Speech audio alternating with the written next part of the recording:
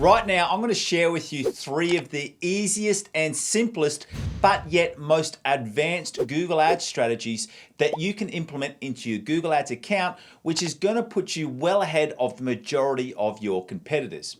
And the reason for why I know that these strategies are so powerful, because out of all of the years that I've been optimizing and managing Google Ads campaigns, I've seen well over 1,000 different types of Google Ads accounts through the different proposals that I've run for different accounts, through to managing different accounts, and through all of the different account reviews and also coaching calls that I've completed since I've been involved in Google Ads since 2010.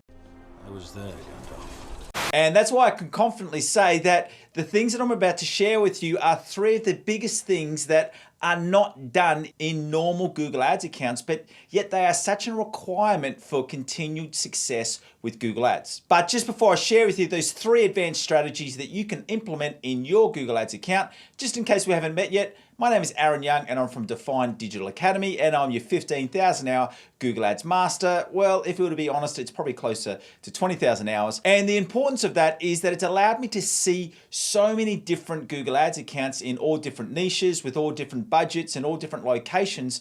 And what I'm doing is I'm drawing on all of that experience to give you the top 3 easy but advanced strategies that you can implement into your Google Ads account that are going to make a real difference. And the first one is that you want your Google Ads account structure to match the same structure as your website. Now, quite often when someone is starting with Google Ads, or even for people who've been running Google Ads accounts for quite a while, the most common questions they ask is how many different types of campaigns should they run, and how should they segment their different products or services? You know, should they all be running in one campaign, or should they be multiple different campaigns? Now, the best place to start in order to answer that question is to actually go and have a look at the structure of your website and how your menu operates. So if you've got different services or products in different subcategories, or if they're all in one subcategory, that's going to be a real big determining factor as to whether you're running multiple campaigns or whether you're just running one campaign with different ad groups. And then once you've looked at your website structure, you also need to look at 2 other core questions. And that's firstly, how do you want to be able to control your budgets around your different types of products and services? And how do you want to be able to control your budgets around different locations? And the reason for why those 2 questions are also important is because remember with Google Ads that your budgets are set at a campaign level. So if you've got some services that you want to really be able to change the amounts that you want to spend. So let's just say, for example, you've got some really high ticket services and then some low ticket services. It makes a lot of sense to put them into different campaigns so that you can then control the spend in the budgets in those areas. Or if you've got different locations that you want to target, say for example, you've got 3 different cities that you mainly want to target, it does make sense to put them in separate campaigns so that you can then control the budget around those different cities, especially if one city is giving you better results. You can then scale up that in particular city while you're still trying to optimize those other 2 cities, so you don't want to be wasting money until you get a certain level of results. So before we jump into a screen share, so I can show you some clear examples of how I would structure different accounts dependent on their website menu structure, I do just want to talk a little bit more about the benefits for that. Now, I've already touched on one of those core benefits, and that is that it allows you to easily scale your Google Ads account. So the example I just gave, so you've got 3 different campaigns running across 3 different cities, all selling the same products or services, but you may have one city which is way outperforming the other cities. What that then allows you to do is it then allows you to pour more budget into that high performing campaign and then continue to limit the spend on the other campaigns until you complete your optimizations to get the results that you need. So it makes it much easier to scale your account. And the same is true as well for products or services. Rather than cities, let's just say you've got 3 different product campaigns or 3 different service campaigns, and you have one of those product or service campaigns which is providing you a much lower acquisition cost for leads or a much higher ROAS, you can then really pour more budget into that high performing campaign while you continue to limit the spend and work further on the optimizations for the other services or products. And then the second reason why this becomes really important is, especially if down the track you want to start to introduce some more conversion data driven campaigns like Performance Max or dynamic search campaigns. If you've got a good account structure, what you can then do is you can add in some URL exclusions so that you're only focusing the budget on certain parts of your website. So you're allowing Google to go crazy and do what it wants to do with these new Performance Max type campaigns, but you're limiting it to only certain parts of your website where you know that that type of campaign is going to provide some success levels for you. So with all that said, let's now jump into a screen share so that I can show you some real examples of how I would go about structuring different Google Ads accounts, taking into account the different website menu layouts that they have. So the first example that we've got here is for an e-commerce brand. And as you see in here, when we go into their menu, you can see here they've got a shop menu tab and then also a sensory menu tab. Now,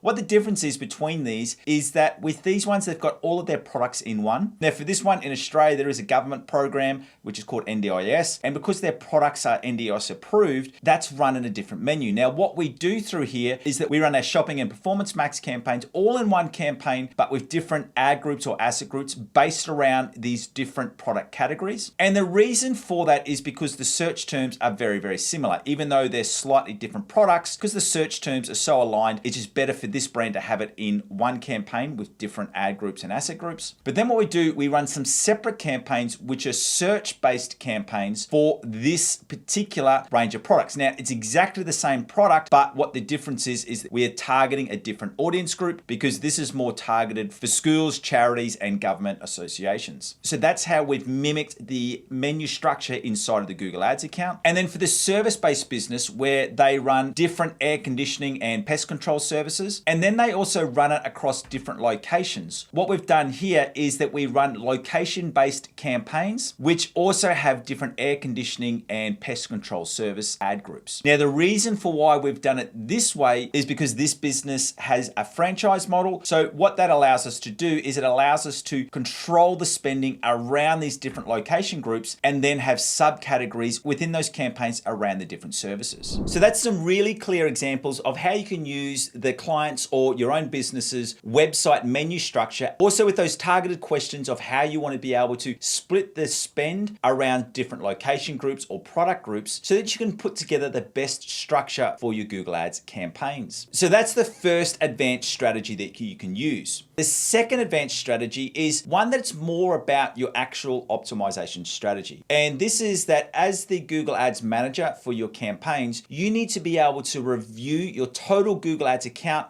in under 3 minutes. And the reason for why this is so powerful is because being able to take a very, very quick snapshot of how your Google Ads account is performing and what areas you can either start to scale, areas that are performing really well so that you can increase the budget to increase the total performance of the account, or other areas that you need to limit spend so that you can work further on the optimizations. You should be able to recognize those areas in under 3 minutes. And the way that you do that is by having a very, very clear and systematic approach to how you're reviewing your account. And the reason for why this is so important is because when you get this right, it can really skyrocket the results of your account. I want to give you a real life example here. Around about 3 to 4 years ago, when I was still consulting as a head of digital for a larger digital agency, they had a client which had over 130 different store locations. And within each store location, they had 3 or 4 different campaigns around different service categories that they were offering. So there was a lot of different campaigns and a lot of different ad groups going on. And by using this process, which I'm talking you through right now,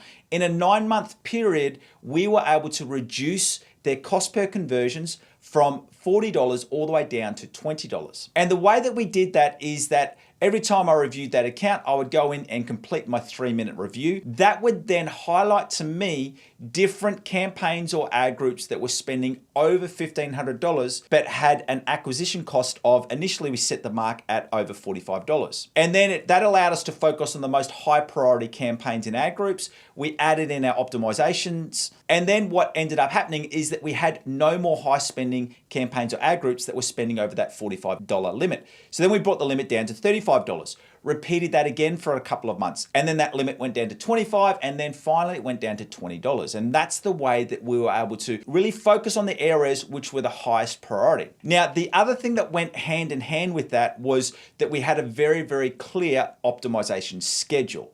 So what I'm going to do, because this is a really, really big topic, and I want to get onto that third last really important thing that you need to be doing to skyrocket the results in your own Google Ads campaigns, I'm going to do two things. Firstly, if you stick around to the end of this video, right here on YouTube, on my channel, I've got some extra teaching where I take you through this step-by-step process to how to complete a 3-minute review. So if you stick around to the end, I'll show you exactly where you can see that training. And then secondly, what I want to do is I want to give you access to my Google Ads optimization checklists. And these are checklists which let you know all of the different optimization actions that you need to complete in your account. And that's what we did. We went through this systematic approach and just optimized all of our different ad groups and campaigns until we got the desired results. And I've got these checklists for both e-commerce and service-based brands. And if you want to get access to those Google Ads optimization checklists, all you need to do is to follow that link in the description below. All right, so that's how you can access the extra training and tools for point number 2. And let's now get into the third and final advanced strategy. Now, this one sounds very, very simple, but I am still amazed how many people either don't do this at all or they are doing it in the wrong way or don't understand how it works. And the third advanced strategy that you need to be using in Google Ads is that you need to always be split testing your ad copies. Now, remember I said, some of you right now are saying that sounds so easy, but from all of the accounts that are reviewed, I find an overwhelming majority either don't do any split testing at all, or they're not doing their split testing in the right way. So what I want to do right now is we're going to jump into a screen share, because what I've done is I've prepared a presentation for you to really map out how Google Ads testing needs to run the right way so that you can see the best success for your Google Ads campaigns. Let's jump into that screen share right now. And what I'm going to do is I'm going to break this down into split testing process for search campaigns, and then I'm also going to show you how to complete the same process for Performance Max campaigns, because it is slightly different. So what you need to be doing is that you first need to start inside of each ad group. You need to start with 2 different ads. Now, obviously, because within search campaigns, the only ads that we can create and edit are responsive search ads. So a great way that I start this is that I have 1 ad. So I have 2 ads which are exactly the same, but there is only 1 difference. Now, that is a really, really important thing, because if you have an ad which has too many differences, you don't then know what is providing the results. So generally what I start with is I start with 1 ad that has no pinned headlines. Then I run a second ad which is exactly the same. The only difference is that it has dynamic keyword insertion pinned into position 1. Now, if you don't want to use dynamic keyword insertion, you could have a call to action pinned into position 2. The main thing there is that there is only 1 difference. And then what you want to do is you want to wait 30 days or at least 500 impressions per ad. So what I mean by that is sometimes if you're running on a smaller budget, you won't have 500 impressions per ad. So you may need to wait 45 days or 60 days. And then you want to review the test results, choosing the ad with the best click-through ratio and conversion metrics. Now, if you get to the situation where you have an ad, where you have 2 ads, and you might have 1 ad which has a slightly higher click-through ratio, but then the other ad has a slightly higher conversion rate, what I would do there, I would let the test run for another 30 days. So don't feel like you have to do this every 30 days or every 500 impressions. You're more waiting until you get a clear winner. And then what you do from there, so let's just say in this example, ad 2 was the winning ad. What you would do from there is that you would then pause ad 1 and keep ad 2 running, and then introduce a new ad. So it's ad number 3, but you've only got these 2 ads running because you've paused ad number 1. And for this one, you might have dynamic keyword insertion pinned into headline 1 with a call to action pinned into position 2. Or if you're not using dynamic keyword insertion and you've just got that call to action pinned into headline 2, you could have another ad which is exactly the same, but it just has a different call to action. There are all the other examples where you could be testing, so it could be the same ad but going to different landing pages. So there's so many different tests that you can do. The main thing is that you're only testing one thing at a time, and then it's just a process of repeating this process every 30 days or 500 ad impressions. And when we've gone through and done this process, we've been able to see, cost per conversions drop from $70 down to $30 over a 6 or 9 month period. So that's how it looks for a search campaign. What I want to do now is show you how it works for a Performance Max campaign. So with a Performance Max Max campaign, it is different. And the reason for that is because within each of your asset groups, you can only have one ad. So what you want to do is you want to create your initial ad assets, and then you need to wait until Google gives you a low, good, or best score, because per headline or long headline, description, video, or image, you will get a low, good, or best score. And then what you want to do is you want to replace any low performing ad assets with a new version. And then again, you wait until Google gives you the low, good, or best scores. And then you're repeating this process every 30 days, but with Performance Max, it's not as locked in, because sometimes you might get this data after 14 days. Other times it might take you 45 or 60 days. That's essentially how that process of split testing works for Performance Max. Thank you for joining me. My name is Aaron Young from Define Digital Academy. And remember, if you want to get free access to my Google Ads optimization checklists, all you need to do is to follow that link in the description below. And now finally, as promised, if you want to see the step-by-step process that I take to review an account in 3 minutes, and remember, this was that second point that I spoke about, all you need to do is to go through and watch this video right here. Once again, it's been a pleasure having you, and I look forward to seeing you on my next video. Bye.